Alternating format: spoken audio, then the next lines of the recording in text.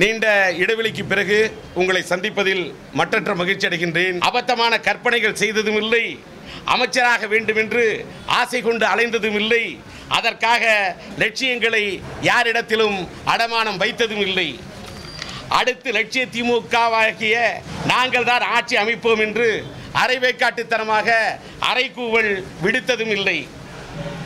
என் பேச்சு திறமையையும் பிரச்சார பலத்தையும் அதிகமாக பயன்படுத்தி கொண்டு கருவேப்பிலையாக என்னை தூக்கி எறிந்தவர்களும் உண்டு, காரியம் முடிந்ததும் கை கழுவியவர்களும் உண்டு. நாங்கள் யாரோடு கூட்டணி வைக்கப் போகிறோம் என்று தீர்மானம் செய்திருக்கிறோமோ இல்லையோ, ஆனால் எந்த கூட்டணியில் இருக்கக்கூடாது என்பதில் உறுதியாக இருக்கின்றோம். நாங்கள் எம்மாம்பெரிய கட்சியின் கூட்டணியில் இருக்கப் போகிறோம் என்று எனக்கு தெரியாது, ஆனால் சும்மா மட்டும் இருக்க மாட்டோம். விரைவில் காலம் கனியும், அப்போது என் வேகம் தெரியும். தமிழ்நாடு முழுவதும் இப்பொழுது வட சென்னையிலே பொதுக்கூட்டம், தென் சென்னையிலே பொதுக்கூட்டம், காஞ்சியிலே பொதுக்கூட்டம், அடுத்து திருச்சியிலே பொதுக்கூட்டம், தஞ்சையிலே பொதுக்கூட்டம், மதுரையிலே பொதுக்கூட்டம், திருமங்கலத்திலே பொதுக்கூட்டம், விருதுநகர் மாவட்டத்திலே பொதுக்கூட்டம், தூத்துக்குடியிலே பொதுக்கூட்டம், நாகர்கோயிலிலே பொதுக்கூட்டம், ஈரோட்டிலே பொதுக்கூட்டம், கோவையிலே பொதுக்கூட்டம் என்று சிவகாசியிலே பொதுக்கூட்டம், காரைக்குடியிலும் தேவக்கோட்டையிலும் பொதுக்கூட்டம் என்று வரிசையாக தேதியை கொடுத்துவிட்டு தீபாவளி முடிந்த பிறகு நான் தமிழகம் முழுவதும் ஒரு அதிரடி சூறாவளி சுற்றுப்பயணத்தை லட்சிய திராவிட முன்னேற்ற கழகத்தின் வளர்ச்சிக்காக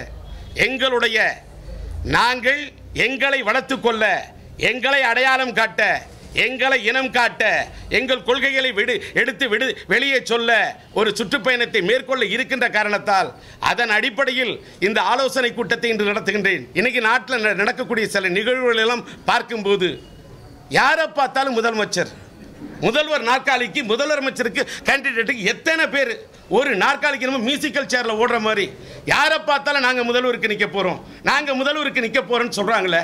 எனக்கு ஒன்றே ஒன்று மட்டும் தான் கேட்டுது, நீங்கள் முதல்வராக ஆக வேண்டும் என்று ஆசைப்படக்கூடியவர்களை நீங்கள் ஆசைப்படாதீங்கன்னு நான் சொல்லவே இல்லை. எதிர்க்கட்சியாக ஏன்பா சட்டமன்றத்தில் போய் உள்ளுக்குள்ளே உங்களால் பேச முடியல? சரி, சட்டமன்றத்தில் பேச முடியல, ஏன் மக்கள் மன்றத்தில் உங்களால் கருத்துக்களை எடுத்து சொல்ல முடியல? எல்லாரும் தனித்தனி ஆவர்த்தனம், எல்லாரும் தனித்தனியாக பேசிக்கிட்டு இருக்காங்க, எல்லாருக்கும் ஈகோ பிரச்சனை. எதிர்க்கட்சி சார்பா இவர்களால் ஏன் ஆணித்தரமாக, அழுத்தமாக, ஒட்டுமொத்தமாக ஒருங்கிணைந்து ஒரு குரலை கொடுக்க முடியல?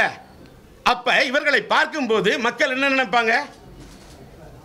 இது மட்டும்தான் என்னுடைய கேள்வி. இதை பார்க்கும்போது இதை எப்படி இவங்கெல்லாம் ஹேண்டில் பண்ண போறாங்க? நான் யாரோட பேரையும் குறிப்பிட்டு சொல்லவே இல்லை.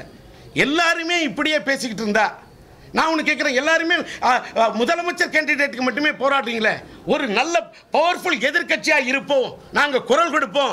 ஆக எதிர்க்கட்சியாக வேணாம், எல்லாரும் முதல் மந்திரி ஆயிடணும், எல்லாரும் தமிழ்நாட்டில் மந்திரி ஆயிடணும். அப்போ என்ன இந்த சினிமாவில் நாங்கள் சொல்லுவோம், city, north Arcot, south Arcot, Chengalpattu, Trichy, Madurai, Salem, Coimbatore, Tirunelveli, Kanyakumari, டிகே அப்படின்னு தமிழ்நாட்டை 9 பகுதியாக பிரித்த மாதிரி இவர்களுக்கு என்ன தமிழ்நாட்டை இத்தனை இதாக பிரித்து இவர்களாம் முதலமைச்சர் ஆகணுமா?